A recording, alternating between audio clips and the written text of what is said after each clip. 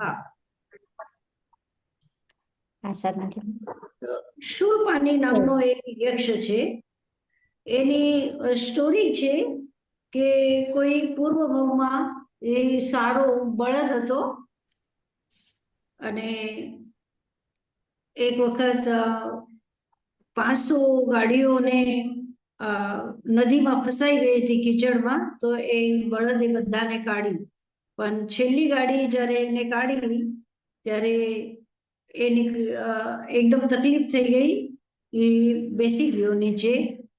પછી ગાડીવાળાને એનો ખૂબ પ્રિય હતો એ બેલ, પણ પછી આગળ જવું હતું એટલે બેલને ત્યાં જ મૂકે છે. ગામવાળાને પૈસા આપે છે અને કહે છે કે આ બેલની તમે સેવા કરજો. પણ ગામવાળા પૈસા તો લઈ લે છે પણ એની સેવા નથી કરતા. એટલે બળદ યક્ષનો રૂપ લે છે અને ગામવાળાને બધાને ખૂબ તકલીફ આપે છે. આટલી બધી તકલીફ આપે કે બધો આખો ગામ ખતમ થઈ જાય છે અને અસ્થિઓનો ઢેર ત્યાં થઈ જાય છે. એટલે એ ગામનું જ નામ અસ્થિ ગ્રામ પડે છે.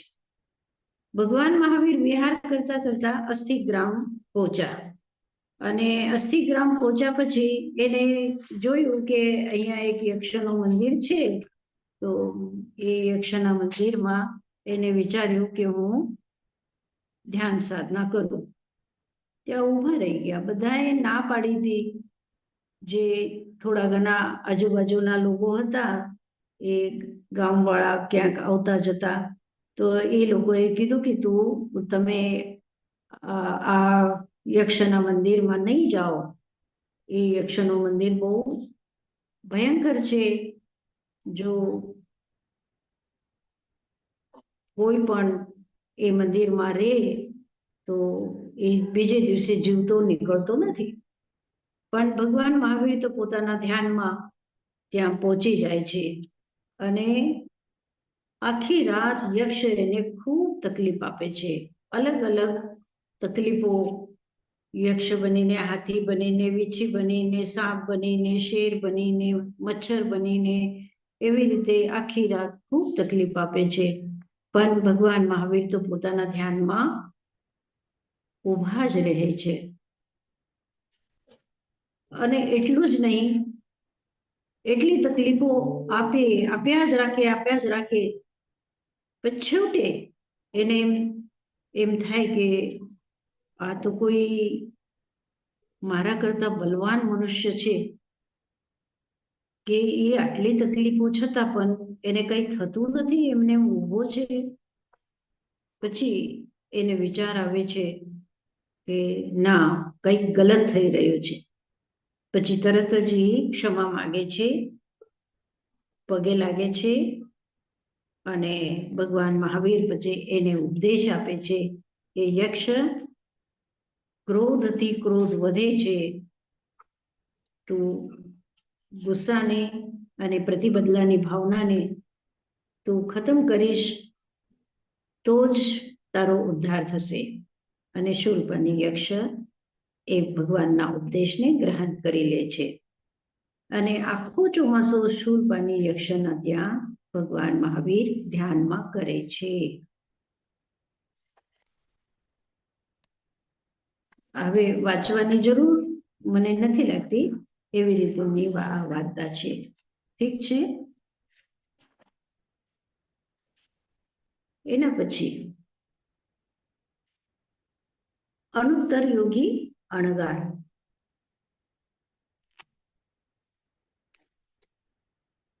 अस्थि ग्राम से प्रस्थान करके श्रमण भगवान महावीर श्वेतांबिका नगरी की तरफ आगे बढ़े। मार्ग में एक भयानक सुनसान वीरान जंगल पड़ता था। હવે અસ્થિ ગ્રામમાં ચાતુર્માસ કર્યો. પહેલો ચાતુર્માસ એનો અસ્થિ ગ્રામમાં થયો, એ શૂળપાણી યક્ષના મંદિરમાં.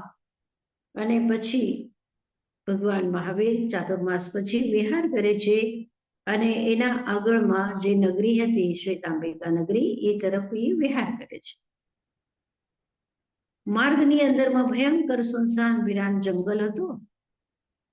कुछ ग्वाल बाल जो जंगल में अपनी भेड़ बकरियां चरा रहे थे, महावीर को उस सुनसान पथ पर जाते देखा तो खूब जोर से पुकारने लगे, साधु बाबा रुक जाओ, यह रास्ता भयानक है, इस रास्ते पर दृष्टिविष कालिया नाग रहता है, उसकी जहरीली फुंकारों से पेड़ पौधे भस्म हो जाते हैं, उड़ते पक्षी भी गिर जाते हैं, मर जाते हैं, मनुष्य खड़े खड़े ही लुढ़क जाता है, इधर मत जाओ, दूसरे रास्ते से जाना बाबा।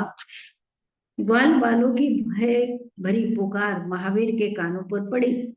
उन्होंने स्मित भाव के साथ अभय मुद्रा वाला हाथ उठाया और धीर गंभीर गति से चलते हुए महावीर नागराज की बांबी के निकट पहुंच गए। એને એ લોકોના વાત ઉપર ધ્યાન ન આપ્યું અને સીધા ગયા નાગરાજની જ્યાં બાંબી હતી, એટલે જ્યાં એનું ઘર હતો ત્યાં જઈને ઊભા રહી ગયા. એનો માટીનો ઢેર હોય અને એની અંદરમાં સાપ રહેતો હોય છે. आसपास में उजड़ा सा देवालय था, उसी देहरे में महावीर जाकर खड़े हुए और सूर्य के सामने भुजाएं सीधी लटकाकर नाक के अग्रभाग पर दृष्टि स्थिर करके ध्यान में लीन हो गए. ये जे उभा रहीने ध्यान मुद्रा होय ने ए रीते ध्यान मुद्रा थी त्या उभा रही गया नागना पंबी ऊपर. कुछ ही देर में फुफकारता हुआ विशाल काय कृष्ण नाग अपनी बम्बी से बाहर निकला. अपनी जहरीली लाल आंखों से उसने महावीर को देखा. अग्निपिंड से जैसे तेज ज्वालाएं निकलती है, वैसे ही उसकी विष बूझी आंखों से जहरीली ज्वालाएं निकलने लगी. भयंकर फुंकारे करने लगा, परंतु महावीर पर कोई प्रभाव नहीं हुआ. महावीर तो ध्यान में एमने उभा छे, एने फुंकार पर फुंकार लगाड़ी, पण भगवान महावीर ने एनो कोई असर न थयो. दूसरी बार पुनः सूर्य के सामने देखकर नाग ने जहरीली तीक्ष्ण दृष्टि महावीर पर टिकाई, फुंकारे मारी, परंतु अब भी स्थिर. क्रोधाविष्ट नागराज ने तीसरी बार डंक मारा, जहरीली फुंकारे की, परंतु उसके तीनों आक्रमण निष्फल हो गए. महावीर तो अभी भी बिना हिले डुले शांत खड़े थे. नाग आश्चर्य में डूबकर देखने लगा, यह क्या है? जहां डंक मारा उस अंगूठे से रक्त के स्थान पर श्वेत दूध की धारा बह रही. एक वखत फुंकार मारे छे, बीजी वखत मारे छे, त्रीजी वखत फुंकार पण मारे छे અને ડંક પણ મારે છે.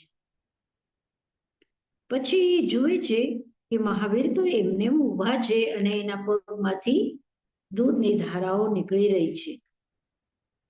प्रशम रस निमग्न महावीर ने शांत गंभीर स्वर में उद्बोधन दिया, उवसंभो चंडकोशिया, हे नागराज चंडकोशी, समझो, अब शांत हो जाओ, तुम अपने पूर्व जन्म का स्मरण करो, बार बार क्रोध करके जीवन बर्बाद मत करो, क्रोध को शांत करो.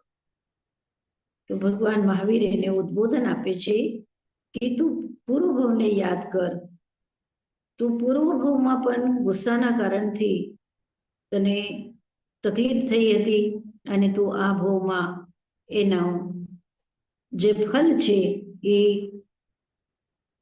नागना रूप में, सापना रूप में तने जन्म लेवू पड्यु अने हजी तू गुस्सो करे छे तो तू सांभळ, शांत थई जा.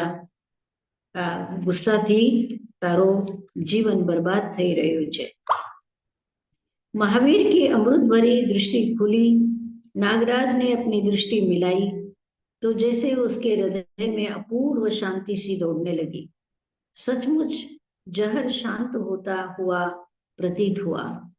अने जारे भगवान महावीर एना सामे जुए छे, ए पण भगवान महावीरना सामे जुए छे तो एने एटलो आनंद थाय छे, एने एवुं महसूस थाय, एनो अनुभव थाय छे के मारो विष शांत थई गयो अने मने खूब आनंद मळी रह्यो छे. नागराज को शांत हुआ देखकर आपस के गांव के स्त्री पुरुषों के झुंड आने लगे। खीर दूध चढ़ाकर नाग बाबा की पूजा करने लगे, परंतु नाग देवता तो अपने बिल में मुंह करके शांत समाधि लीन थे। उसने मन ही मन अनशन का संकल्प कर लिया। भूख प्यास सर्दी पीड़ा सहता रहा। चींटियों के काटने से असह्य वेदना हुई। उसका शरीर छलनी जैसा हो गया, परंतु फिर भी उसे खींच तक नहीं आई। 15 दिन बाद शरीर त्याग कर नागराज चंडकोशिक सहस्रार स्वर्ग में देवता बना। आ नाग એટલે નાગ હોવા છતાં પણ એને સમ્યક્ત્વ પ્રાપ્ત થયો છે. ભગવાન મહાવીરના ઉપદેશથી એનો ગુસ્સો શાંત થઈ ગયો.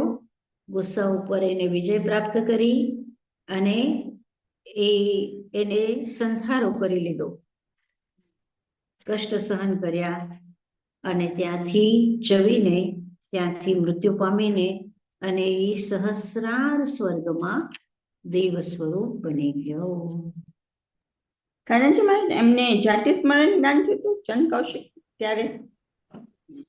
હા, ભગવાન મહાવીરે એને જ્યારે ઉપદેશ આપ્યો તો એને યાદ કરવાનું કીધું કે તું તારા પૂર્વ ભાવને યાદ કર. એ પૂર્વ ભાવમાં પણ જે એને એક બગીચો બનાવેલો હતો, એવી કઈ વાર્તા છે કે એને એક બગીચો બનાવેલો અને એ બગીચાની અંદરમાં કોઈને પણ આવવા ન દે. તો જ્યારે નાના છોકરાઓ બધા આવે છે, જુએ છે કે કોઈ નથી અને આવે છે ફળ ફૂલ લેવા માટે, તો એ એકદમ ગુસ્સામાં આવી જાય છે અને ગુસ્સામાં એ પડી જાય છે અને ત્યાં એ મૃત્યુ પામે છે. તો ગુસ્સામાં મૃત્યુ પામવાના કારણથી એ સાપના ભોમાં આવે છે. તો અત્યારે એને જ્યારે ભગવાન મહાવીર ઉપદેશ આપે છે તો એને પૂર્વભાવ સ્મરણ આવે છે અને પછી એ ગુસ્સો છોડી દે છે. બરાબર છે વિનાબેન? સાધનાજી મહારાજ, ભગવાન મહાવીર ને ચંદ કૌશિક ની સ્ટોરી ખબર પડી શું હતું, પહેલા શું થયું હતું એમનું, એમના અવધિ જ્ઞાનથી? હા હા, એના અવધિ જ્ઞાન.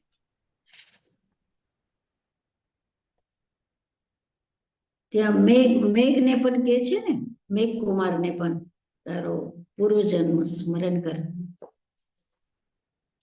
હવે એવું થયું છે કે ભગવાન મહાવીર એક ગામથી બીજા ગામ જતા હતા, 6ઠું વર્ષ, અને પછી 6ઠા વર્ષમાં એક એને કઈ ગુરુના રૂપમાં એને સ્વીકારી, પોતાના મનમાં એને થોડું ઘણું સ્વીકારી લીધું હશે, પણ મહાવીરે એને કઈ દીક્ષા નહોતી આપી. અને એ ગોશાલક એના પાછળ ભગવાન મહાવીરના પાછળ એના શિષ્ય પોતાને કહે છે, બીજા લોકો જ્યારે પૂછે છે કે તું કોણ છે, તો બતાવે છે કે હું મહાવીરનો શિષ્ય છું. અને એવી રીતે એ ભગવાન મહાવીરના પાછળ ફરતો હોય છે. તો ઘણી એવી ઉટપટાંગ વાતો, એને કઈ જ્ઞાન તો હતો નહીં, બહુ વિનય પણ હતો નહીં એનામાં, પણ બસ એ ભગવાન મહાવીરના અતિશયને જોઈ અને ભગવાન મહાવીરના શિષ્યના રૂપમાં એ પોતે એના પાછળ ફરતો હોય છે. સાધનાજી મહારાજ, મથેન વંદામી એને દીક્ષાનું રિક્વેસ્ટ કર્યો નતો કે ભગવાન મહાવીર એને કરવો નતો કે કર્યો નતો? ના, ભગવાન મહાવીર તો મૌન હતા ને, બોલતા જ નહોતા ને જ્યારે સાધનામાં હતા ત્યારે. હા, એ જ સમયમાં આ ગોશાલક એના પાછળ ફરે છે. તો ત્યારે તો ભગવાન મહાવીરને કેવળ જ્ઞાન નતું થયું ને?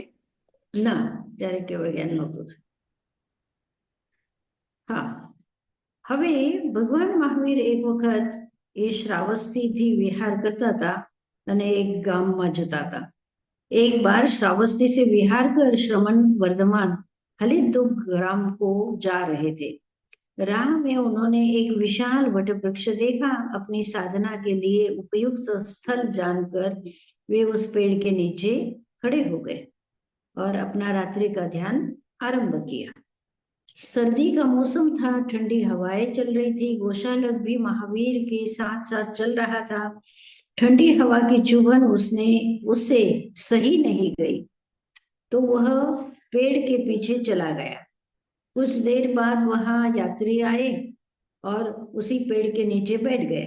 उन्होंने कुछ सूखी लकड़ियां इकट्ठी की और भोजन पकाने के लिए आग जला दी। यात्रियों ने रात वही बिताई और आग को जलाए रखा। पौ फटने के पूर्व ही वे आगे बढ़ गए और आग को जलते हुए ही छोड़ गए। धीरे धीरे वह आग पेड़ के नीचे एकत्र हुए सूखे पत्तों और टहनियों में फैल गई और भयंकर रूप ले लिया। हवा का बहाव महावीर की ओर था। आग धीरे धीरे फैलती गई, वहां तक पहुंच गई जहां महावीर ध्यानस्थ खड़े थे। गोशालक ने चिल्लाकर चेतावनी दी, पर महावीर तो आत्मलीन, अन्य किसी आभास से परे, उन फैलती हुई लपटों के बीच भी अकंप, वे उस चरम अग्नि को शांत करने में जुटे थे जिसे पुनर्जन्म की आग कहते हैं। आग की लपटें महावीर तक पहुंची और उनके पैर झुलस गए। यह तीव्र पीड़ा भी उनकी एकाग्रता की गहराई को नहीं छू सकी। कुछ समय बाद आग अपने आप बुझ गई। तो ભગવાન મહાવીર ઊભા હતા ઝાડના નીચે અને ગોશાલકને તો બહુ ઠંડી લાગતી હતી, તો એ ઝાડના પાછળમાં જઈ અને ત્યાં બેસી ગયો. થોડી વારમાં યાત્રિકો આવ્યા, એ લોકોએ રસોઈ બનાવી અને પછી આખી રાત આગ સેકતા રહ્યા હશે અને સવારે જલ્દીથી આગળ વધી ગયા એની યાત્રામાં અને આગને એમને એમ છોડી ગયા. પછી આ ત્યાં સૂકા પત્તા હતા, સૂકી ડાલીઓ હતી, એમાં ખૂબ મોટું રૂપ આગે લઈ લીધું અને બળતા બળતા બળતા ભગવાન મહાવીર પાસે પહોંચી ગઈ. પણ ભગવાન મહાવીર તો એમને ઊભા હતા. ગોશાલક ચિલ્લાવે છે કે અરે આગ આવી ગઈ છે, તમે ખસો, તમે દૂર જાઓ. પણ ભગવાન મહાવીર તો પોતાના ધ્યાનમાં સ્થિર હતા. એના પગ ઝૂલસી ગયા આગથી, પણ એ ઝુલસતી આગમાં પણ ઊભા રહીને એને ધ્યાનથી વિચલિત ન થયા. એ ધ્યાનમાં જ રહ્યા. એના પગ ઝૂલસી ગયા છતાં પણ એનું ધ્યાન હટ્યો નહીં. એ સ્થિર રહ્યા ધ્યાનમાં. પછી જ્યારે એનો ध्यान પૂરો થયો, પછી એ ત્યાંથી વિહાર કરે છે. चोरक ग्राम से विहार कर जब महावीर कलम्बुक ग्राम के निकट पहुंचे, तब की यह घटना है। इस ग्राम पर मेघ तथा कालहस्ती नामक दो भाइयों का आधिपत्य था. नाना नाना एवा टेरिटोरीज હતા એ સમયમાં. તો બે ભાઈઓની એક જગ્યા હતી, એટલે એ જગ્યા ઉપર એ લોકો રાજ ચલાવતા હતા. એકનું નામ હતું મેઘ અને બીજાનું નામ હતું કાલહસ્તી.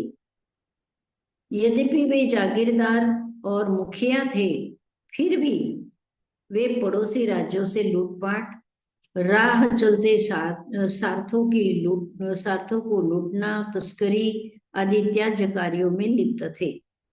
तो ये लूटपाट करता અને પોતાનું જીવન ચલાવતા હતા. जब कालहस्ती ने एकाकी पथ पर महावीर को और उनके पीछे पीछे गोशालक को चलते देखा, तो उन्हें रोक कर पूछा, वे कौन है? महावीर तथा गोशालक दोनों से ही कोई उत्तर नहीं मिला.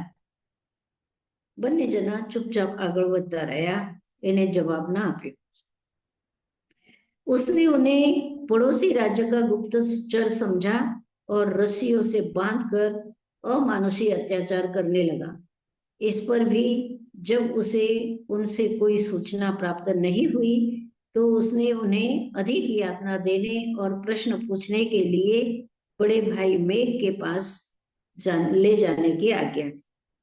तो કાલહસ્તી એને બાંધે છે દોરડાથી અને ખૂબ મારે છે અને પૂછે છે કે તું કોણ છે બતાવ, પણ મહાવીર કઈ જવાબ આપતા નથી અને એની પાસે પણ ગોશાલક પાસે પણ કઈ જવાબ હતો નહીં. તો પછી કાલહસ્તી શું કરે છે કે મોટા ભાઈ પાસે મોકલે છે કે એ આ લોકોને સરખી રીતે तकलीफ आपसे अने कौन छे पूछसे। उन दोनों को चोरों की तरह हथकड़ियों और बेड़ियों से बांध मेघ के सामने उपस्थित किया।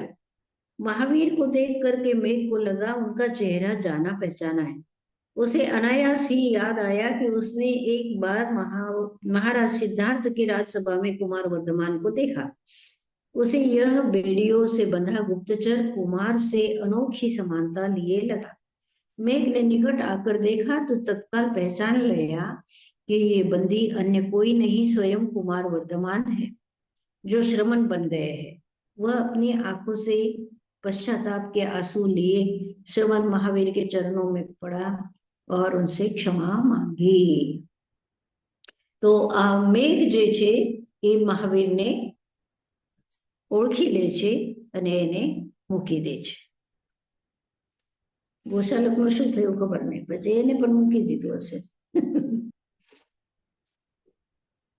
હવે આટલા ઉપસર્ગ થયા, કેટલા એક પછી એક કેટલા ઉપસર્ગ છે બાપરે. આમાંથી એક પણ ઉપસર્ગ આપણને આવે તો શું થશે? આપણે જીવતા રહેશું કે નહીં ખબર નહીં. શું કરવું?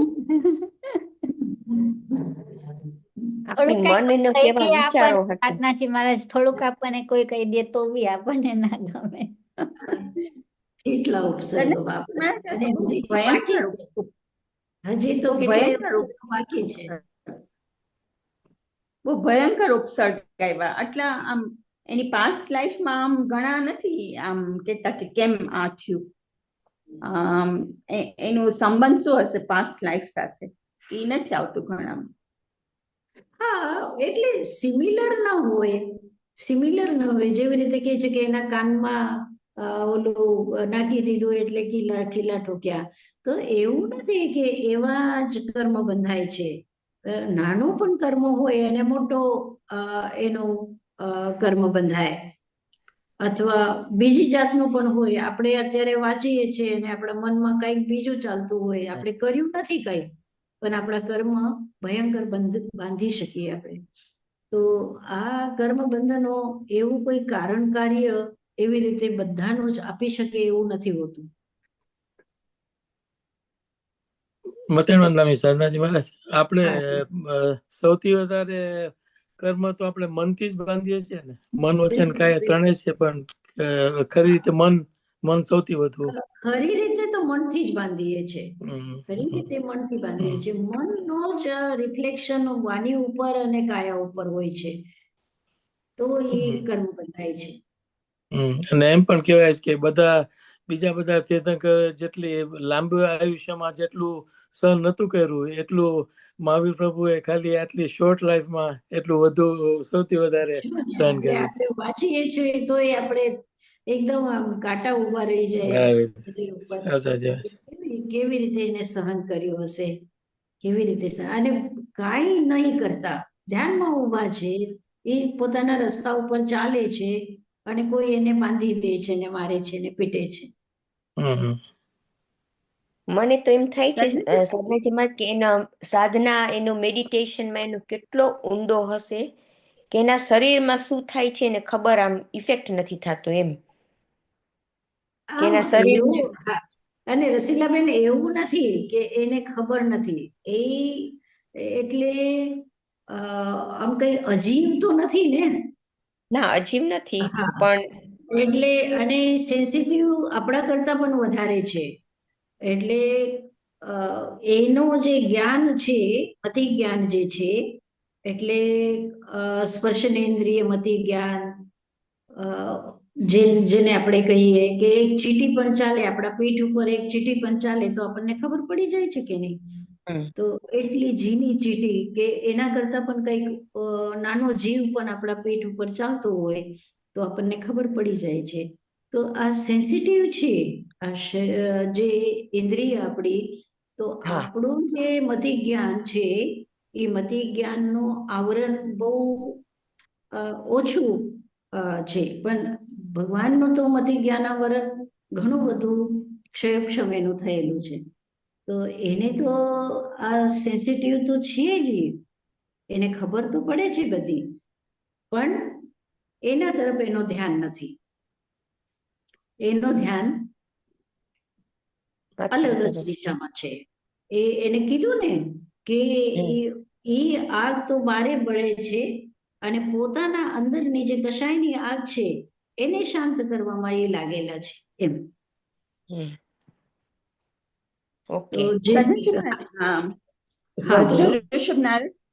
વજ્ર ઋષભ નારદ જે સંગયણ હોય એનું મહત્વ શું છે ઇન ટર્મ્સ ઓફ તીર્થંકરની લાઈફમાં?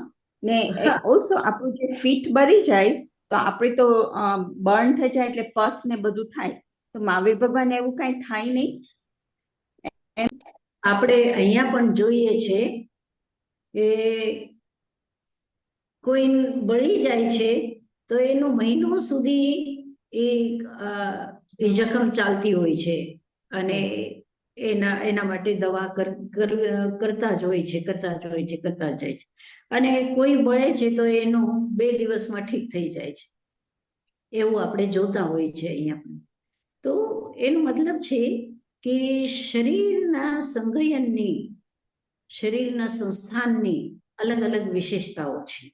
તો કોઈ તો થોડુંક પડી જાય ચાલતા ચાલતા તો હડ્ડી પસલી તૂટી જાય છે, અને કોઈ એટલા બધા યુદ્ધો કરતા હોય છે, કેટલું બધું એને બાણ વાગતા હોય, તલવારો વાગતી હોય, એ બધું કરતા હોય, છતાં પણ એ પાછા એકદમ ઊભા થઈ જાય છે.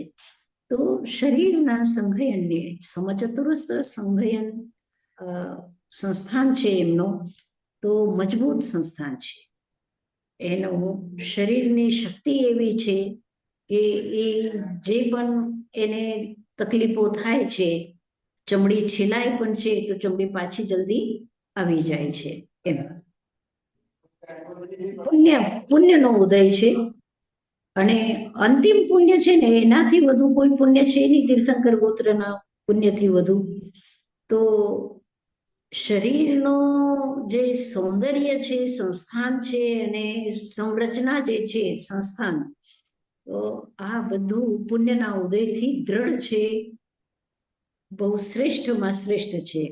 એટલે જે પણ એના શરીર ઉપર થાય છે, લોકો એને મારે છે, એને છીલે છે, ચમડીને છીલે છે, જે એવા વીછી છે, સાપ છે, કરડે છે એને, તો પણ એની જખમ જલ્દીથી સારી થઈ જાય છે. સાધનાજી મહારાજ. સાધનાજી મહારાજ. હા બોલો. હા, મથેણ વંદામી. તો મને એ જ વિચાર આવે છે કે આ પરિસ એને થવાના છે, એને બધો ખ્યાલ હતો. આપણે એની જગાએ હોય તો આપણે એવોઈડ કરીએ કે ઈ બાજુ ના જાય, કે આપણે ક્યાંય પણ ઓલું જોઈએ કે ક્યાંય ડેન્જર છે તો આપણે ઈ બાજુ ના જાય, અને આ તો સામે ચડીને જઈ અને એના કર્મ ખપાવવા માટે કરે છે ને આ બધું. હા, બિલકુલ બિલકુલ.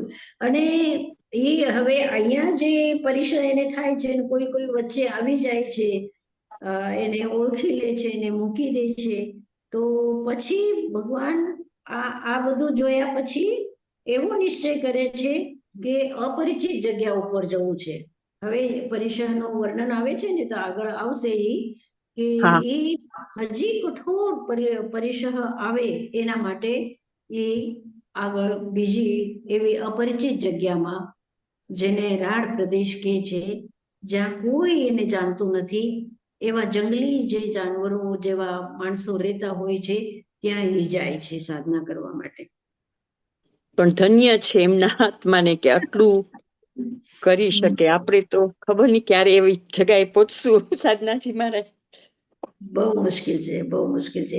થોડી ગરમી લાગે છે તો આપણે ઊંચા નીચા થઈ જઈએ, આપણે થોડી ઠંડી લાગે તો બહુ કેવું આપણને એમ લાગે કે ભાઈ આ ઠંડી લાગી રહી છે ને આ ગરમી લાગી રહી છે ને અહીંયા મચ્છર કરડે છે ને અહીંયા તો આ લોકો આપણું સન્માન કરતા નથી ને અપમાન થાય છે ને એવી વાતોમાં જ આપણે રહી જઈએ છીએ. ભગવાનને તો સાચી વાત છે. નથી અપમાનનું કઈ, નથી સન્માનનું કઈ, એ તો બસ પોતાના સાધનામાં લીન છે. મથેનંદાવી સદાઈ મહારાજ ઓલા જે બે ભાઈઓ હતા મેઘ અને કાલસ્થી, એમાં એને જે મેઘ જે હતો એને એની સ્મૃતિમાં આવ્યું કે આ મહાવીર પ્રભુનો જીવ છે, એટલે એને એના થકી એનો ઉદ્ધાર થઈ ગયો, એને ક્ષમા યાચના કરી, મૂકી દીધું. હા, બરોબર છે. અને એવી જ રીતે હજી એક બે જગ્યાએ એવી રીતે મૂકી દે છે, પછી ભગવાનને એમ થાય છે કે આવી રીતે મને અહીંયા પરિચિત લોકો મળે છે અને મને આ ઉપસર્ગોમાંથી મુક્ત કરી દે છે, તો મને તો એવી જગ્યા જવું જોઈએ કે જ્યાં કોઈ મને ઓળખે નહીં અને જે પરિસર આવે એને હું સહન કરું, એવું વિચાર કરે છે. એને આપણને તો કોઈ એવું કરે તો આપણને કેટલું સારું લાગે કે હા ભાઈ આને મને મૂકી દીધું, આ સંકટથી મને તારી દીધું. એ આપણો એક પ્રકારનો અહંકાર જ થઈ ગયો ને. આપણને સારું લાગે એટલે આપણે અહંકારી થઈ જાય. બિલકુલ બિલકુલ સાચું. હવે મને યાદ આવ્યું, આપે જયારે ઉત્તર ધ્યાન સૂત્રમાં ઓલું મૃગા પુત્રની વાત કરી એ ચેપ્ટરમાં, કે જ્યારે મને બી બીમાર થઈશ તો હું ડિયરની જેમ હું રહીશ, એ કેવી રીતે સારા થઈ જાય. તો ભગવાન મહાવીરે એવું કર્યું હશે કે ત્યાં જંગલમાં તો આટલું બધું દવાની હોય બધું, તો એટલે એને થોડીક દવા ચોપડી હશે, એને થોડીક વાર રેસ્ટ કર્યું હશે બીકોઝ એમને સારું નહીં હોય, એવી રીતે એમ કર્યું હશે. ના, એવું કઈ ઉલ્લેખ છે નહીં, પણ જેવી રીતે ભગવાન સાધના કરી રહ્યા છે એનામાં એવું આપણને નથી લાગતું કે થોડીક વાર બેસી ગયા. આખો એટલે એવું વર્ણન છે કે એ ઊંઘ પણ નથી કરતા, સૂતા પણ નથી, આડો આસન કરીને એ સૂતાય નથી રાતના, એ ઊભા જ રહે છે, ઊભા જ, બેસીને પણ ધ્યાન નથી કરતા, એ તો ઊભા જ ધ્યાન કરે છે. એવી એની શરીરની સંગાયન શક્તિ છે, તો કરી રહ્યા છે. અને સંગાયન શક્તિ આપણી પણ શક્તિ છે, પણ આપણે શક્તિનો ઉપયોગ નથી કરતા. આપણે તો તરત જ આપણું મન એવું વિચારે છે કે અરે ભાઈ કમરમાં દુખે છે તો થોડું સૂઈ જવું, તો અત્યારે થોડુંક આમ તકલીફ છે તો અત્યારે નથી વાંચવું, અત્યારે નથી ધ્યાન કરવું, એવી રીતે આપણે વિચાર કરીએ. પણ ભગવાન મહાવીર એ શરીર તરફ એને ધ્યાન જ નથી, શરીર તરફ એનું ધ્યાન જ નથી. હવે कठपुतना का परिसर, यह श्रमण महावीर के साधना काल के 6ठे वर्ष की घटना है. माघ का महीना था, शीतकाल अपने पूर्ण वेग पर था, चुभती हुई बर्फीली हवाएं चल रही थी. रात्रि के निस्तब्ध भाग में एकांत वन में महावीर साधना मग्न खड़े थे. अचानक वहां कठपुतना नामक राक्षसी आई. महावीर को ध्यान मग्न देख वह अकारण क्रुद्ध हो गई. कारण वगर, कोई कारण नहीं. वैसे अकारण कुछ भी घटित नहीं होता, अतः अवश्य ही पूर्व जन्म का कोई न कोई वैर रहा होगा. जैसे ही वह वैर भावना उदय में आई, कठपुतना अपना नियंत्रण खो बैठी और पूर्व जन्म के किसी भूले बिसरे वैर का बदला लेने के लिए महावीर को सताने लगी. उसने एक विशाल भयावह परिव्राजिका का रूप धारण किया, जिसके लंबे लंबे बाल थे. उन बालों में बर्फीला पानी भर उसने महावीर पर छींटना चालू कर दिया. ठंडी तो छे ज, बर्फीली हवाओं चाले छे. भगवान महावीर ना शरीर पर एक वस्त्र नहीं, અને એવા સમયમાં એ ठंडू पानी भगवान ऊपर नाके छे। सारे वातावरण में बर्फीली हवाओं के साय साय और कठपुतना की राक्षसी हंसी की ध्वनि व्याप्त हो रही थी। ये पानी नाके छे ने ऊपरथी हसे छे। एक भयावह दृश्य उपस्थित हो गया। महावीर फिर भी निश्चल सौम्य हो पूर्ण रूप से साधना के उच्च स्तर पर जा पहुंचे।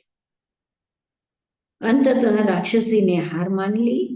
वह महावीर के चरणों में प्रणाम कर वहां से चली गई। आत्मरूप में इस संपूर्ण तल्लीनता और आत्मशुद्धता के उच्च स्तर पर फलस्वरूप महावीर को विशिष्ट लोकावधि ज्ञान की प्राप्ति हुई। एनो अवधि ज्ञान हजी वधी गयो। एनी अवधि ज्ञाननी अवधि हजी विस्तृत થઈ ગઈ, મોટી થઈ ગઈ, લાંબી થઈ ગઈ, ચોડી થઈ ગઈ। પણ એ તો ઠીક છે કે અંતમાં પ્રભુના ચરણમાં પડે છે અને પ્રણામ કરે છે, અને ભગવાનને તો એ પ્રણામ કરે કે ન કરે એને તો કોઈ ફરક નથી। પ્રણામ કર્યો તો એને કઈ ફરક નથી પડતો, અને એ યાતના આપતી હતી તો પણ ભગવાનને કઈ ફરક નહોતો પડતો। તો એ તો પ્રણામ કરીને વહી ગઈ।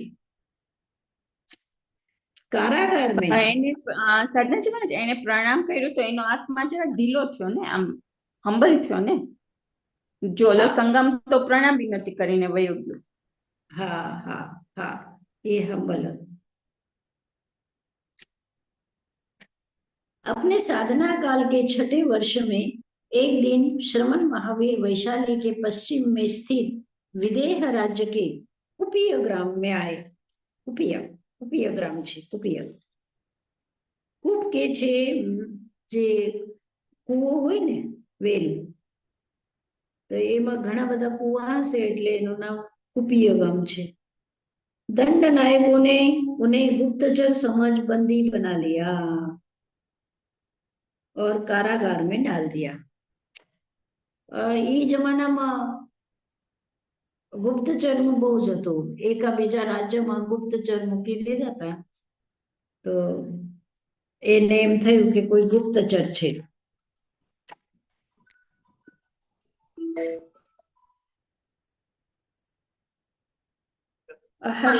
હર્ષા મેં પછી ફોન કરું, મારો ક્લાસ ચાલે। હા 45। हाँ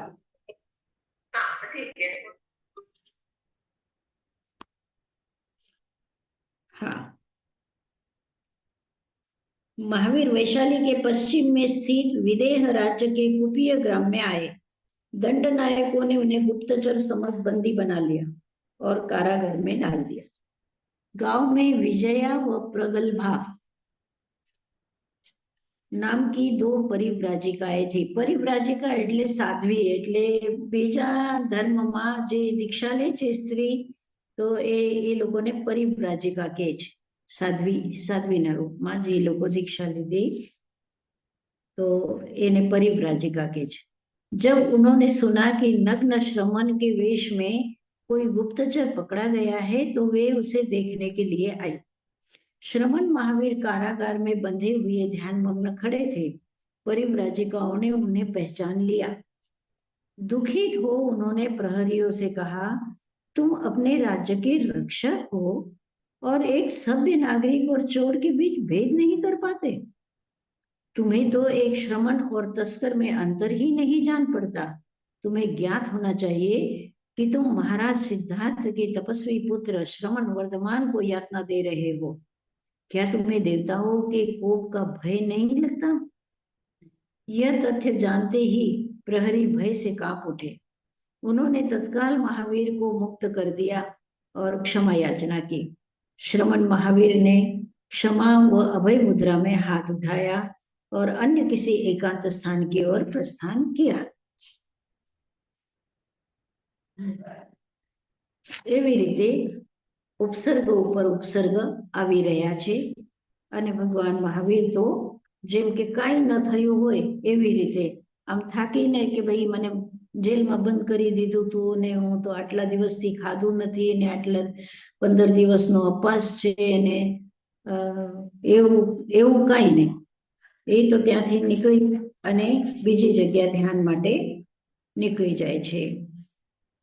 આદિવાસીઓ કે બીચ. હવે ભગવાન મહાવીર વિચાર કરે છે કે આવી જગ્યા જ્યારે જે નગરની પાસમાં, ગામની પાસમાં હું જંગલોમાં રહું છું, તો ગામના લોકો કોઈ ને કોઈ મને ઓળખી લે છે. તો હવે મને એવા દૂર સુદૂર જંગલોમાં જઈને સાધના કરવી છે કે જ્યાં મને કોઈ ओळखे नहीं। एक बार श्रमण महावीर के मन में विचार उठा, अपनी साधना शहरों और गांवों के निकट रहे खंडोहरों वनों में करता हूँ तो इससे संभावना बनी रहती है कि लोग मुझसे मेरी साधना प्रक्रिया से परिचित है, वे मुझे सुविधाएं प्रदान करने का प्रयत्न करें। इससे कर्म बंधनों को काटने का कार्य शिथिल होता है और मेरे आत्मशुद्धि के लक्ष्य में बाधा पड़ती है। अच्छा होगा कि मैं सुदूर निर्जन स्थानों में विहार करूं। ऐसा लगता है कि इन विचारों से प्रेरित हो श्रमण महावीर ने राढ़ क्षेत्र में विहार किया। એટલે જ્યાં કોઈ ઓળખતું નથી, જ્યાં માણસો પણ જંગલી હોય એવા ક્ષેત્રમાં ये जाए छे। यह क्षेत्र वज्र भूमि तथा शुभ्र भूमि के नाम से भी प्रसिद्ध था। यहाँ कुछ स्थानों पर केवल असभ्य आदिवासी बसे हुए थे। महावीर के पीछे पीछे गोशालक भी सभी स्थानों पर गया। इस क्षेत्र के वासी श्रमणों और श्रमणचर्या के संबंध में पूरी तरह से अनभिज्ञ थे। અહીંયાના લોકો કોઈ પણ નહોતા જાણતા કે શ્રમણ શું હોય અને શ્રમણની દિનચર્યા શું હોય, એ લોકો નહોતા जानता। जब वे एक निर्वस्त्र व्यक्ति को एकांत स्थानों पर मूर्तिवत खड़े देखते तो आश्चर्य से घूरने लगते। એટલે આશ્ચર્યથી જોવા लागता कि आ कौन नागो मानस छे। उस व्यक्ति को जोर जोर से पुकारने पर भी जब कोई प्रतिक्रिया नहीं होती तो वे झुंझला जाते और महावीर पर लाठियों, भालों, हड्डियों, पत्थरों का प्रहार करते। अन्य आदिवासी बांस की पतली खपच्चियों से उन्हें मारते, जिससे उनके शरीर पर रक्ति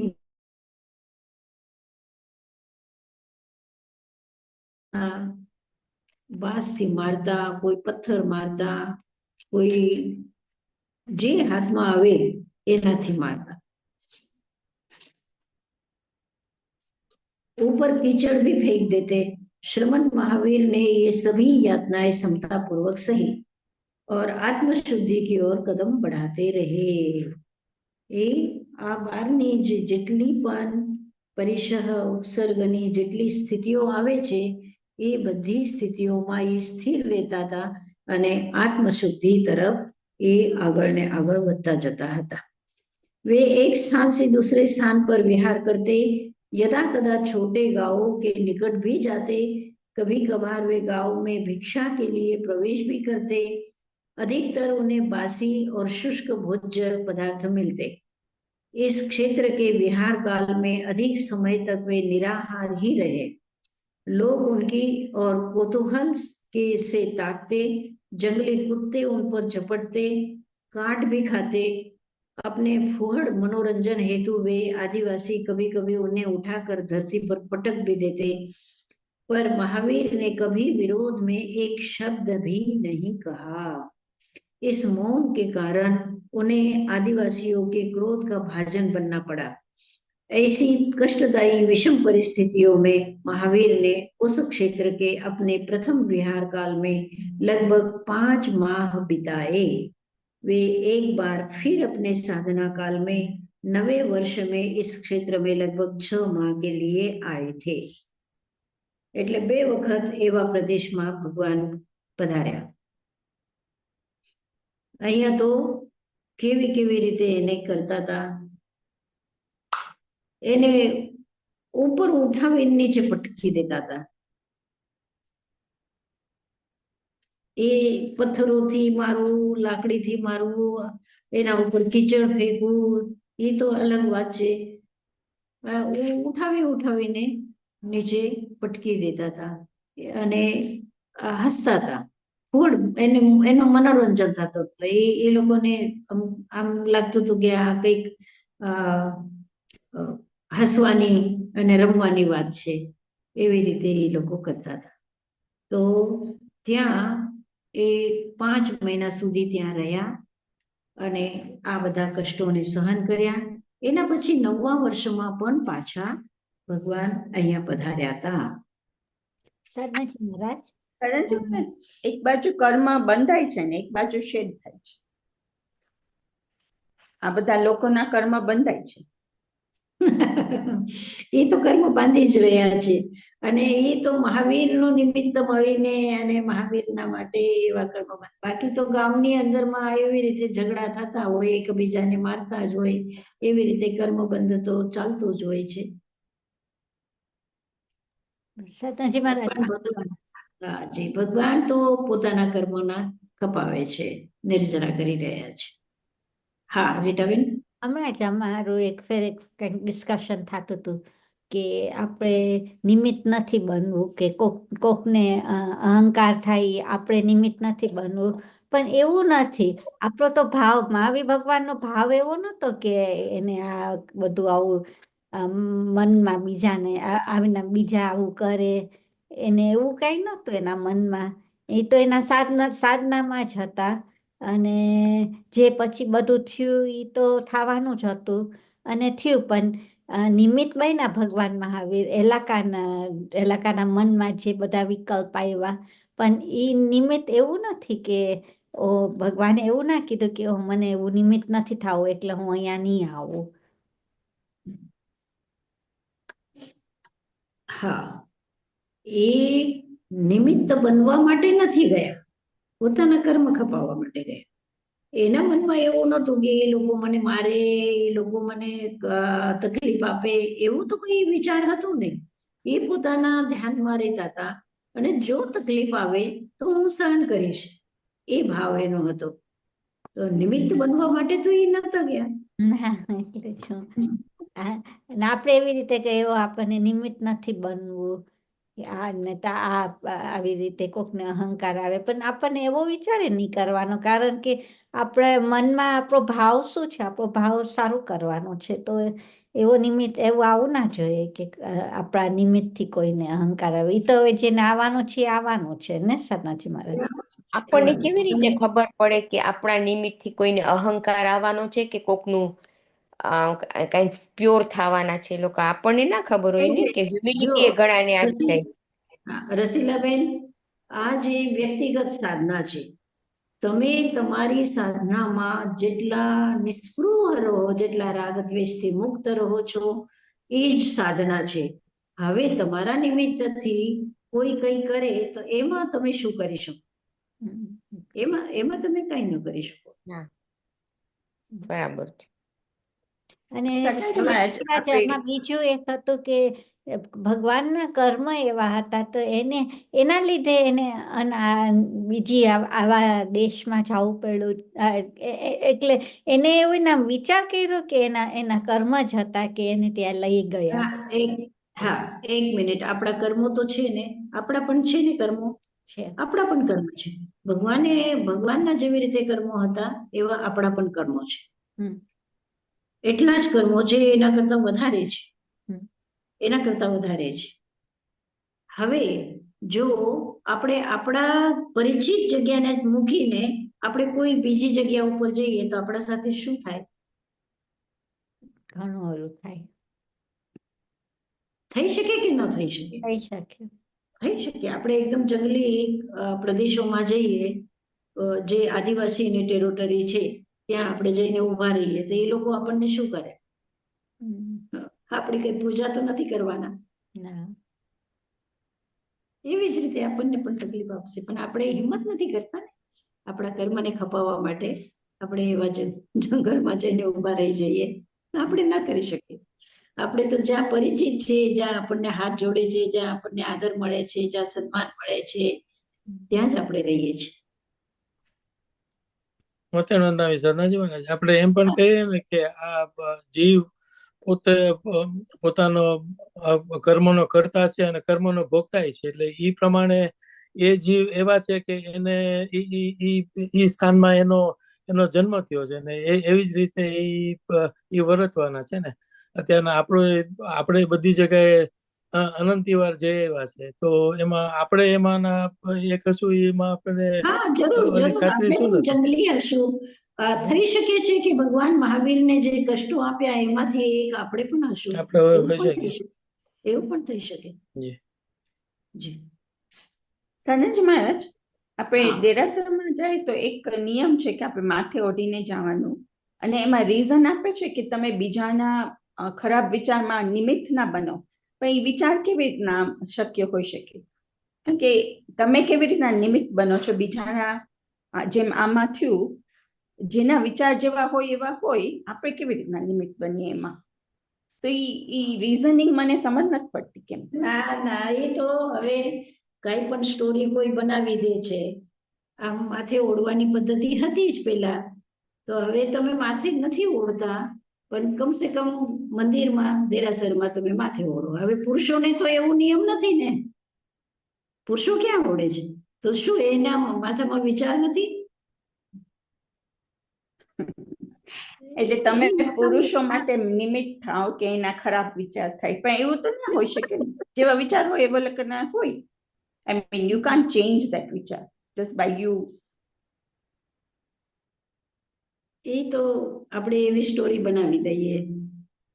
આ એક પ્રથા છે પહેલાના જમાનાની, એટલે એને સાચવીને રાખી છે બસ. I thought it was for respect કે તમે માથે ઓઢો. અને સિક્સ હોય એ લોકોના તો મેન એન્ડ વિમેન બોયમાં બે માથેમાં ઓઢે. મેન હોય તો આમ રૂમાલ કે કઈ રાખે એ લોકો એલું યુ સો મેન વુમેન બે રાખે. બરોબર છે. અને મુસ્લિમ લોકો તો સ્ત્રી હોય તો આખું શરીર ઢાકેલું હોય તો જ જવા દે. અને જો એના બીનાબેન કે છે ને એના રીઝન માટે એકદમ, એટલે હથેળી ખાલી ખુલ્લી હોય ને પગ તળિયા ખાલી ખુલ્લા હોય, એવી રીતે સ્ત્રીને જવા દે છે મસ્જિદમાં, નહીં તો ન જવા દે. અને એ પણ પુરુષોની મસ્જિદ નહીં, સ્ત્રીઓની મસ્જિદ. એ રિવાજ હોય. હવે એક વાંચી લઉં છું. गौशालक की रक्षा। एक बार सिद्धार्थपुर ग्राम की ओर जाते समय महावीर एक घने जंगल से गुजर रहे थे। अचानक पगडंडी के एक और खुले स्थान में गौशालक ने एक तापस को देखा।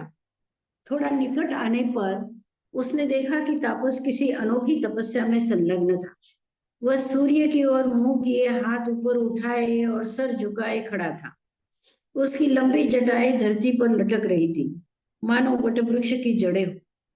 तेज धूप की गर्मी के कारण उसके बालों से टपकी जुएं पीड़ा से छटपटाती थी और वह उन्हें चुन चुन कर वापस अपने घने बालों में रखता था। इस अद्भुत क्रियाकलाप को देख गौशालक अपनी हंसी नहीं रोक सका। उसने व्यंग्योक्ति कसी। जुओ के शैयातर એટલે એનો અર્થ થાય છે કે જુઓનું ઘર। तुम यह क्या कर रहे हो? तुम जुए एकत्र किए जा रहे हो, इसे तपस्या समझ रहे हो?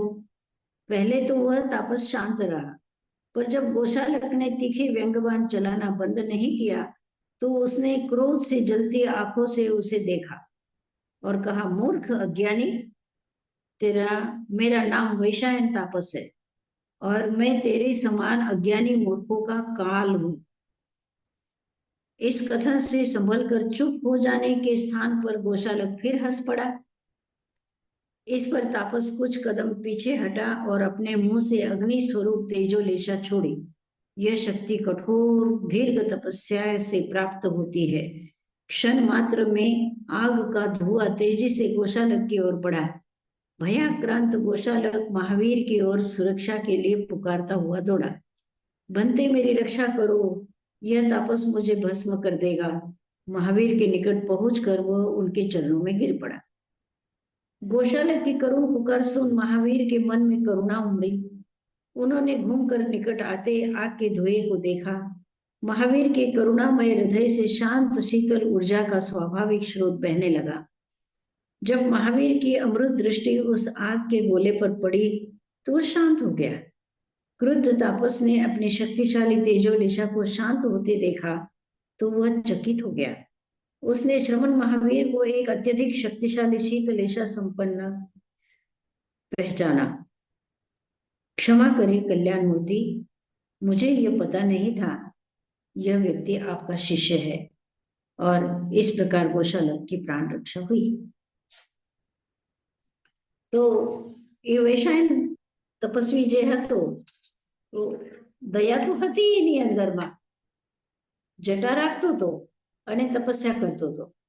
ભલે એની તપસ્યામાં સમ્યક જ્ઞાન નહોતો, પણ એ પોતાની તપસ્યામાં લીન હતો. એની જટાઓની અંદરમાં ગરમીનો સમય હતો, પરસેવો વળે તો સ્વાભાવિક છે, જીવોત્પત્તિ થાય જ. તો એની જટાઓમાં જુઓ થઈ ગઈ હતી અને જુઓ નીચે પડી જતી હતી. તે તડકો એટલો હતો, ગરમી એટલી હતી, તાપ એટલો હતો કે જુઓ તડફડી જતી હતી.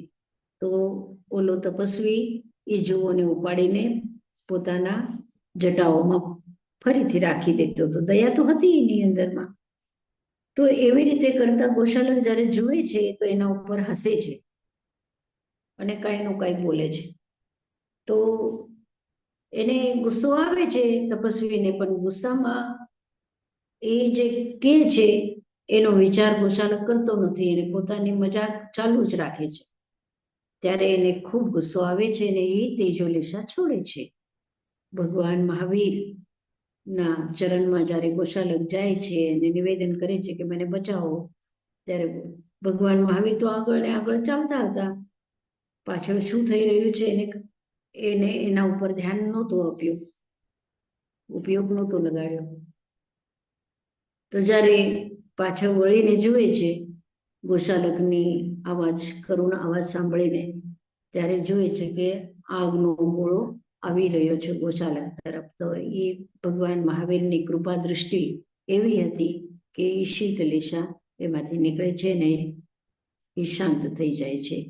ત્યારે એ તપસ્વી ભગવાન મહાવીરને એની શક્તિને પહેચાને છે અને એ ગોશાલકને મૂકી દે છે. આવી રીતે આ ગોશાલક સુધી આપણે વાંચી લીધું. હવે આપણે તત્વાર્થ સૂત્રનું કરીએ. સાધનાજીમાં જે પરિસ્થિતિમાં મહાવીર પ્રભુએ એને બચાવ્યો, એને એમાં એને ઉલટું કરીને મહાવીર પ્રભુ પર એને તેજોલિશા છોડી. અદભુત વાત છે ને. એટલે જેનું સારું કરીએ એ સારું એ ગ્રહણ કરે તો ને. હવે ઘણા આપણે કિસ્સાઓ જોતા હોઈએ છીએ કે મા બાપ કેટલું કરે દીકરાનું, અને દીકરો મોટો થાય તો મા બાપના વિરુદ્ધમાં કામ કરતો હોય છે. એવું પણ આપણે જોયું છે. તો ભગવાને એના ઉપર એટલી કૃપા કરી, કરુણા કરી, એને બચાવ્યું, બધું કર્યું, પણ એ ઉપકારને માનતું નથી અને ભગવાન મહાવીર ઉપર જ તેજોલિશા છોડે છે અને ભગવાન પાસેથી જ એ શીખે છે તેજોલિશા. એના ઉપકાર ઉપર અપકાર કર્યો. હાજી. અચ્છા, તમે કઈ વિચાર કર્યું હોય તો કોઈ કઈ સાધનાજી મહારાજ, સાધનાજી મહારાજ, બીજાબેન તમને કઈ કેવું છે? મારે પૂછવું હતું તો ગોશાલક કે મહાવીર સ્વામી ભગવાનની પાછળ પાછળ જ બધે જાય છે? હા, ભગવાન મહાવીરના તપસ્યાને જુએ છે. ભગવાન મહાવીરનો તપસ્યાનું પારણું થાય છે. કોક વખત ત્યાં સોના મોહર વરસે છે. ભગવાન મહાવીરના આટલા મોટા મોટા ભક્તો છે, દેવતાઓ છે, તો એ બધું એને ખબર પડે છે. તો એને એમ થાય છે કે આ બહુ મોટો સાધુ છે, તો આપણું કંઈક સારું થશે. એના પાછળ પાછળ આપણે ફરશું તો મને પણ કંઈક લોકો માનવા માંડશે. એ પોતાનો એટલે સ્વાર્થ હતો, સ્વાર્થના કારણથી ભગવાનના પાછળ એ ચાલતો હતો. Thank you. તો એના અચ્છા. કંઈક સારા કર્મ હશે ને, એટલે ભગવાનની સાથે ભગવાનની નિશ્રામાં જ રહે છે ને ભગવાનના લીધે એને પણ રક્ષણ મળે છે ઘણી વાર. હા હા એને હા બસ એટલું ભૌતિક રક્ષા પૂરતું જ એનો પણ ધ્યેય હતો. એનો ધ્યેય કંઈક મોટો હતો જ નહીં. ઠીક. હા, તો આપણે એક તત્વાર્થનો પ્રશ્ન હતો બિગિનર્સ માટે. રીટાબેન, હા સાધનાજી મહારાજ. હા હા, એ લોકોને પેલા પૂછી લઈએ આપણે. એ લોકો પૂછશે. હમ. આજે હું બકુલને પૂછું છું. અચ્છા. મતે વંદામી સાધનાજી મહારાજ, તમારો પ્રશ્ન એના ઉપર હતો કે આપણા જુદા જુદા ભાવ હોય તો એ કેમ નંબર્સ કેમ જુદા છે, 2 છે કે 8 છે કે 19 18 છે. તો મેં થોડુંક અહીંયા લખ્યું છે કે ક્યાં ક્યાં જુદા જુદા ભાવ છે ને એમાં શું આવે, તો એટલું મેં વિચાર કર્યું છે, તો એ જરાક તમને કહું છું. તો પહેલો ભાવ ઉપશમ ભાવ ઉપર છે. તો ઉપશમ ભાવ શેનું છે? તો મોહિનીય કર્મનું જ ઉપશમ આપણે થઈ શકે છે. તો એમાં બે ભેદ છે, આપણા દર્શન મોહિનીય કર્મ ને ચારિત્ર મોહિનીય કર્મ. તો એની હિસાબે આપણે એનું જ આપણે ઉપશમ કરી શકીએ છીએ. તો દર્શન મોહિનીય કર્મ આપણે ઉપશમમાં થાય તો પછી આપણે સમ્યક દર્શન થઈ શકે, ને એના પછી ચારિત્ર ઉપશમમાં ચારિત્ર મોહિનીય કર્મ ઉપશમમાં કરી શકે તો ઉપશમિક ચારિત્ર થાય. તો એમાં 2 ભેદ છે ઉપશમમાં મોહિનીય કર્મમાં. બરોબર. પછી શાયિક ભાવનું. કેમ શાયિક ભાવ છે? તો શાયિક ભાવમાં આપણે ચારે જાતિ કર્મ આપણે શાયિક કરીએ તો જ આપણે શાયિક ભાવ હોઈ શકે. તો એમાં પાછું મોહિનીય કર્મનું આવ્યું, તેમાં 2 ભેદ છે, શાયિક સમ્યક દર્શન થઈ શકે ને પછી શાયિક ચારિત્ર થઈ શકે. પછી જ્ઞાન. તો જ્ઞાનમાં શાયિક ભાવમાં તો આપણે કેવલ જ્ઞાન મળે, ને કેવલ જ્ઞાન હોય તો દર્શન વર્ણ્ય કર્મની હિસાબે કેવલ દર્શન થાય, એટલે એ 2 સાથે આવી જાય.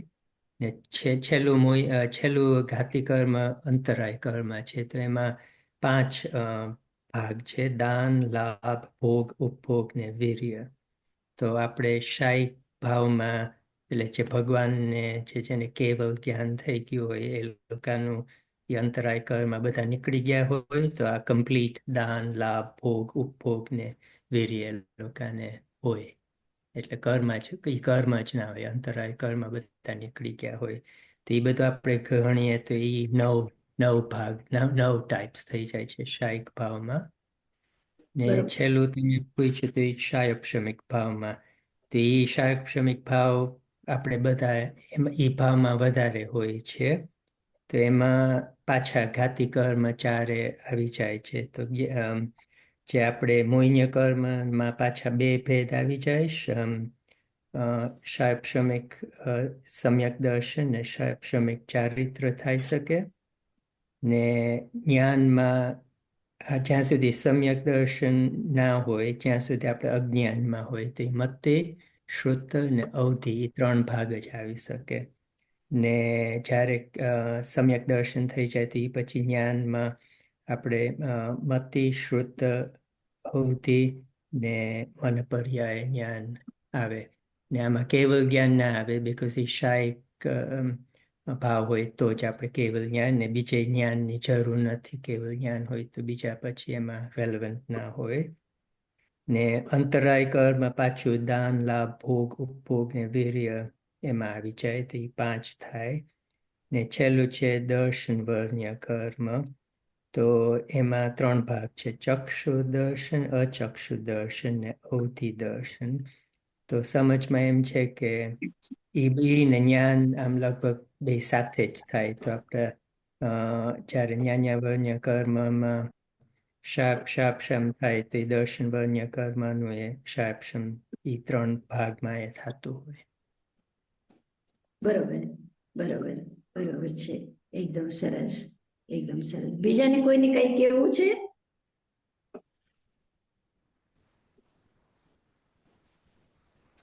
બીજાને કોઈને કઈ કેવું છે?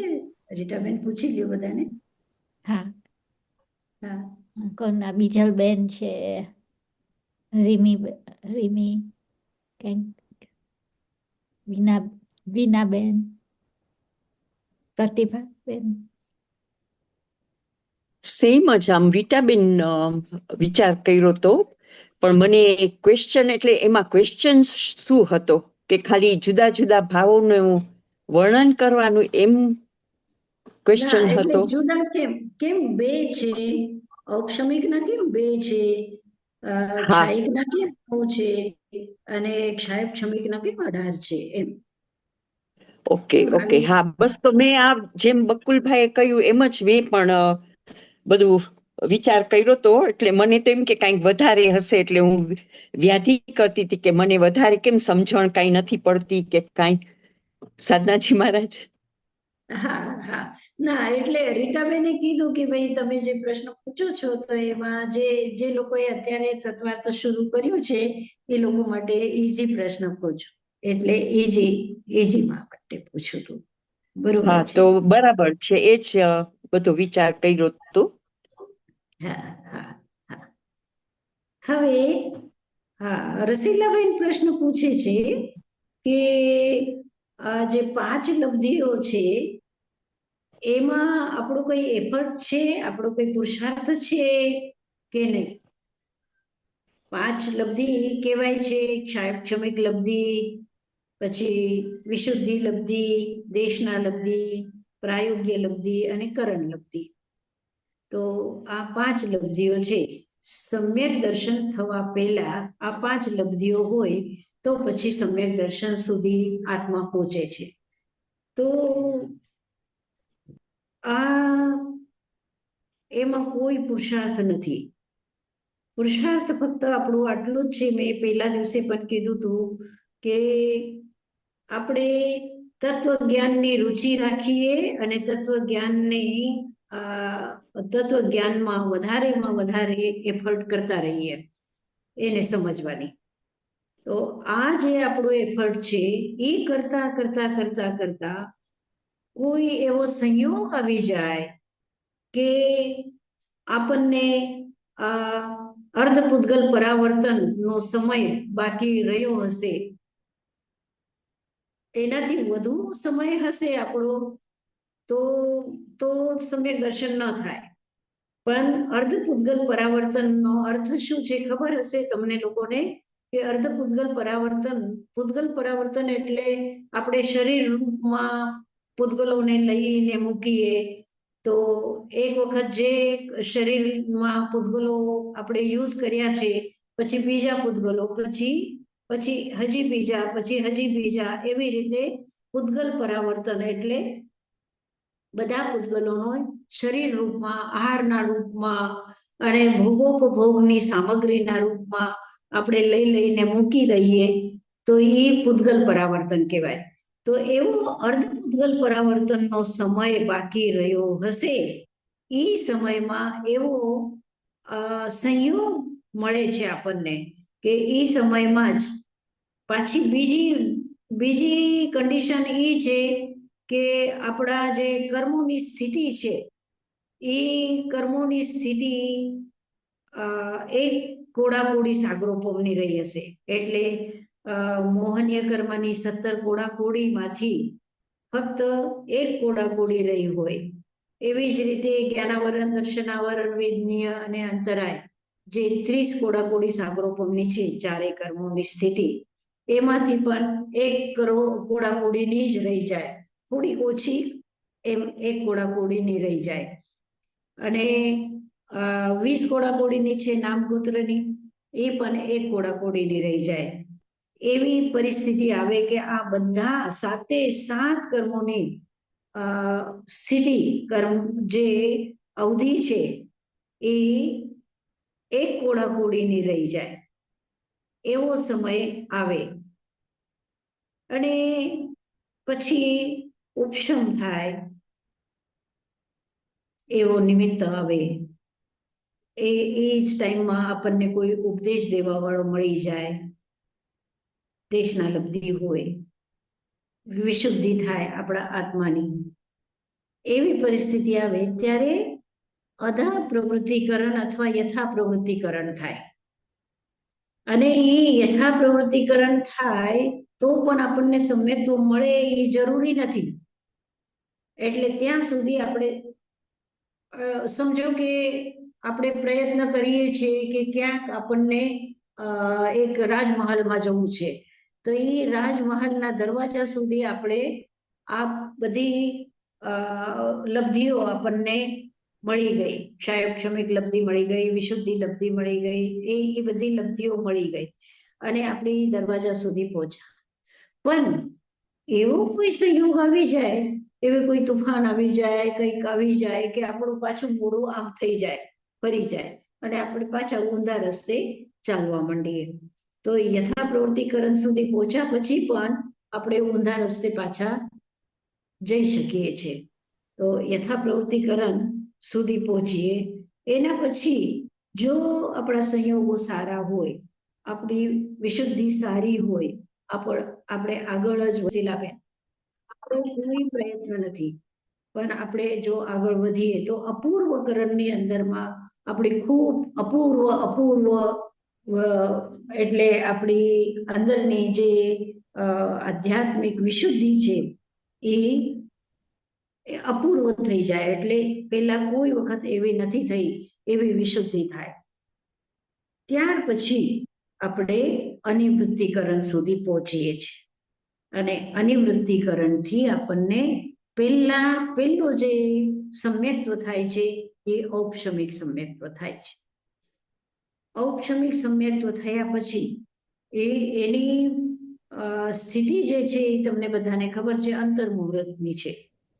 એ અંતર્મુહૂર્તની છે છતાં પણ એટલી મહત્વપૂર્ણ છે કે એક વખત આપણે એને અડી લીધું, એક વખત એ ઔપશમિક સમ્યક્ત્વ આપણને થઈ ગયું, તો હવે નિશ્ચિત રૂપથી આ જે પૂતગલ પરાવર્તન છે, અર્ધપૂતગલ પરાવર્તન, એ પૂરો થયા પહેલા આપણે ક્ષાયિક સમ્યક્ત્વ સુધી પહોંચી શકીએ છીએ, પરમ પારિણામિક ભાવ સુધી આપણે પહોંચી શકીએ છીએ. એવો એનો પ્રસંગ છે. અને જે તમારો પ્રશ્ન હતો કે એમાં આપણા એફર્ટ નથી, એ તો નિયતિ છે.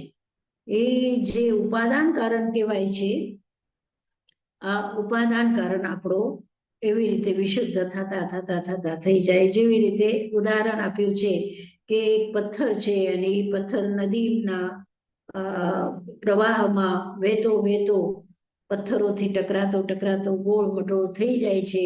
એવી જ રીતે આપણે અનંત કાળથી આ કર્મના બંધનોમાં આપણે અટવાતા ભટકતા કોઈ વખત એવી પરિસ્થિતિ આવે કે આપણે આ કર્મોની સ્થિતિ, જે બાંધેલા કર્મો છે એની સ્થિતિ પણ, અને જે આપણે બાંધી રહ્યા છે એ કર્મોની સ્થિતિ પણ એક કોડાકોડી કરતા વધારે ન રહે.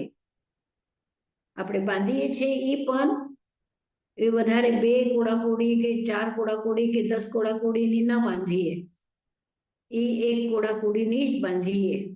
અને જે કર્મો આપણા સ્થિતિમાં છે, આપણા અંદરમાં છે, સત્તામાં છે, એ સત્તાના જે કર્મો છે એની પણ સ્થિતિ ઘટી જાય અને 1 કોડાકોડી સાગરોપમની એ સ્થિતિ રહી જાય, ત્યારે આપણને સમ્યક દર્શન પ્રાપ્ત કરવાનો એક અવસર મળે છે. અને એમાં આપણે કોઈ વખત પામી પણ લઈએ છીએ અને કોઈ વખત પાછા એ જ માર્ગે અનંતકાળ સુધી ભટકવા માટે વયા જઈએ, એવું પણ થઈ શકે છે. થેન્ક યુ સાધનાજી મહારાજ. મોહનીય કર્મની સ્થિતિ એક કોડાકોડીથી લેસ હોય કે બધા કર્મની? બધા 7 કર્મની, એટલે આયુષ્ય કર્મની તો કોડાકોડીની હોય જ નહીં સ્થિતિ.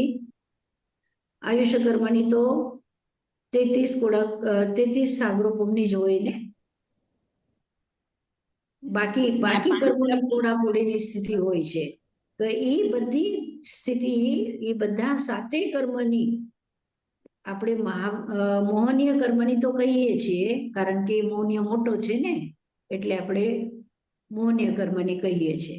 પણ મોહનીય કર્મની સાથે સાથે 7 કર્મની એક કોડાકોડી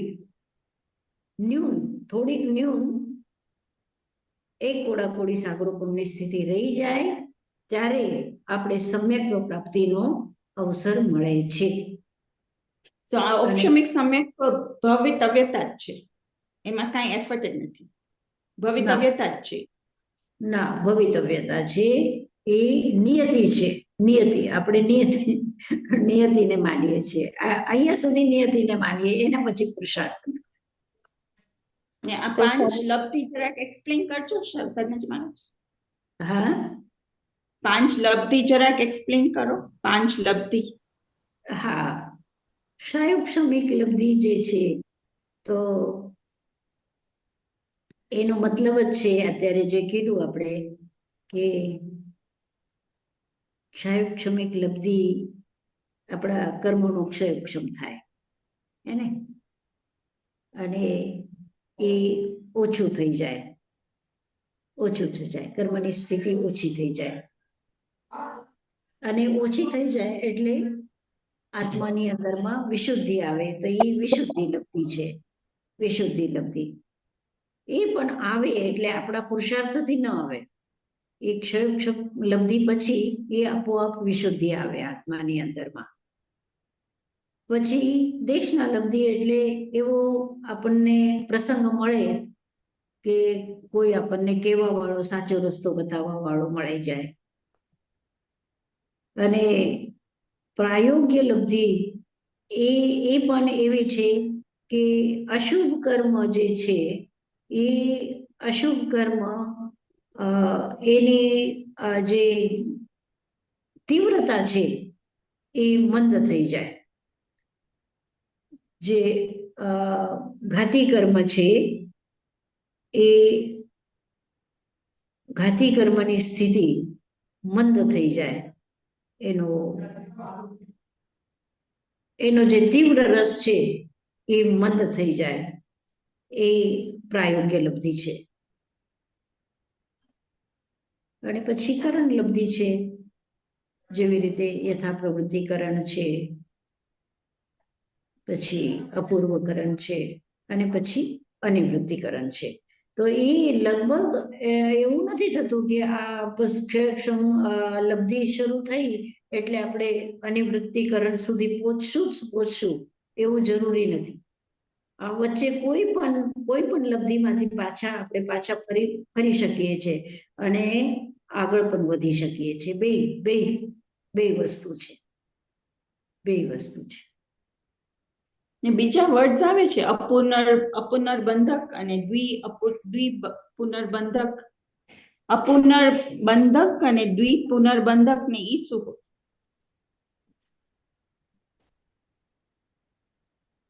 અપુનર્બંધક, હા, એટલે સમ્યક દર્શનની પહેલા અપુનર્બંધક એટલે મે બી આ કર્મની સ્થિતિ આમ આટલી ઓછી હોવી જોઈએ, એવી જ નામ કંઈક આવે છે કે તમે સમ્યક દર્શન પહેલા તમારો અપુનર્બંધક સ્થિતિ હોવી જોઈએ કર્મની, એટલે પાછા અનંત અનુબંધી કર્મ ના બંધાવા જોઈએ, એવું કંઈક છે. હા, એ તો કીધું ને કે ભાઈ તમારા કર્મ જે સત્તામાં છે એની સ્થિતિ પણ ઘટી જાય, અને તમે જો કર્મ બાંધો છો એ પણ એક કોડાકોડી સાગરોપમથી વધુ ન બાંધો, એવી પરિસ્થિતિ જ્યારે આવે ત્યારે તમે સમ્યક્ત્વના નજદીક આવો છો, સમ્યક્ત્વ પ્રાપ્તિના નજદીક આવો છો. અને પછી બીજો પ્રશ્ન પૂછ્યો છે સાધનાજી મહારાજ, એક જ પ્રશ્ન આમાં.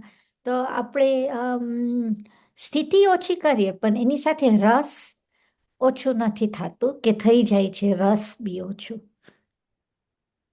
રસની વાત નથી, સ્થિતિની વાત. એટલે કોઈ રસ ઓછું ના થાય ને, સ્થિતિની વાત. રસની વાત નથી. અને જે કર્મ ઓછા થઈ ગયા, તો એ જે ઓછા થઈ ગયા, જે હટી ગયા છે, તો એના સાથે એનું બધું જ વયો ગયો. અને જે રહ્યા છે એનો જે રસ છે એ રસ તો રહેશે જ. Thank you. સાધનાજી મહારાજ, આ લબ્ધિ તમે હમણાં એક્સપ્લેન કર્યું, તો આમાં જે શયપશમમાં એમ લખ્યું દાનાદિ 5 લબ્ધિઓ, તો ઈ લબ્ધિ તો અંતરાય, ઈ લબ્ધિ આમાં અંતરાય કર્મમાં લેવાનું કેવી રીતે લેવાનું? આ જે દાનાદિ 5 લબ્ધિઓ. હા, એ તો અંતરાયની જ છે ને. હા, એટલે ક્ષાયોક્ષમિક જે ભાવ છે એ અભવ્યને પણ થાય છે. એ અભવ્યને પણ થાય છે. એ એટલે આ મોહનીય કર્મના ઉપશમથી નથી થતા. ત્યાં જ્ઞાનાવરણીય, દર્શનાવરણીય અને અંતરાયનો ક્ષયક્ષમ જે થાય છે, એ ક્ષયક્ષમ ભાવ અભવ્ય જીવોને પણ થાય છે. સાધનાજી મહારાજ, મારી અન્ડરસ્ટેન્ડિંગ હતી કે આ 5 લબ્ધિ ઔપશમિક ભાવ પેલા હોય ને, એમાં 4 હોય ને, ક્ષયોપશમ, વિશુદ્ધિ, દેશના અને પ્રાયોગ્ય લબ્ધિ, ઈ તો અભવ્ય ભાવ ને થાય ને? હા, હા, ઈ 4. હા, અભવ્યને થાય. તો પછી એમાંથી ફક્ત ઔપશમિક ભાવ અને ક્ષાયિક ભાવ જે છે એ ભવ્યને થાય. ઈ કરણ લબ્ધિમાંથી, કરણ લબ્ધિ હોય ત્યારે આપણો ઉપશમ. જ્યારે આપણે અપૂર્વ કરણથી આગળ વધી જઈએ અને વૃત્તિકરણ સુધી, ત્યારે. હા, તમે શું કહેતા હતા બીજું? મને ક્વેશ્ચન આવ્યો કે તો આપણે આજે સમ્યક ક્ષયોપશમિક ભાવ કહીએ છે અને ક્ષયોપશમિક સમ્યક દર્શન, એ બે સરખા જ છે? ના, ક્ષયોપશમિક સમ્યક દર્શન જે છે એ ફક્ત ભવ્યને જ થાય છે. અભવ્યને જે ક્ષયોપશમિક દર્શન થાય છે એ જ્ઞાનાવરણીય, દર્શનાવરણીય અને અંતરાયનો ક્ષયોપશમ. બરાબર, તમે એક્સપ્લેન કર્યું. ઓકે, મને થયું કે ઉપશમ સમ્યક દર્શન ના થાય ને ત્યાં સુધી તમને પરમેનન્ટ સમ્યક દર્શન ના થઈ શકે. તો હું વિચાર કરતી હતી કે સાયોપશમિક સમ્યક દર્શન થાય તો પાછા વયા જાય કે શું થાય? ના, ભવ્યને જ્યારે ક્ષયોપશમિક દર્શન થશે ને ત્યારે એ મોહનીય કર્મનો ક્ષયોક્ષમ થશે ત્યારે થશે. એટલે ભવ્ય જીવોનું ક્ષયોક્ષમ દર્શન, જે ક્ષયોક્ષમિક ભાવ છે એ જુદો છે. અભવ્ય જીવોનો જે ક્ષયોક્ષમિક દર્શન છે એ ફક્ત 3 બીજા જે ઘાતી કર્મ છે એનું છે. મોહનીયનો નથી એમાં. Thank you. ઠીક છે. બીજા કોઈને કઈ પ્રશ્ન પૂછવું છે કે આજે છે ને અહીંયા વિરાયતન રાજગીરીની અંદરમાં સાહિત્ય સંમેલન છે, તો 120 સાહિત્યકાર અહીંયા આવેલા છે.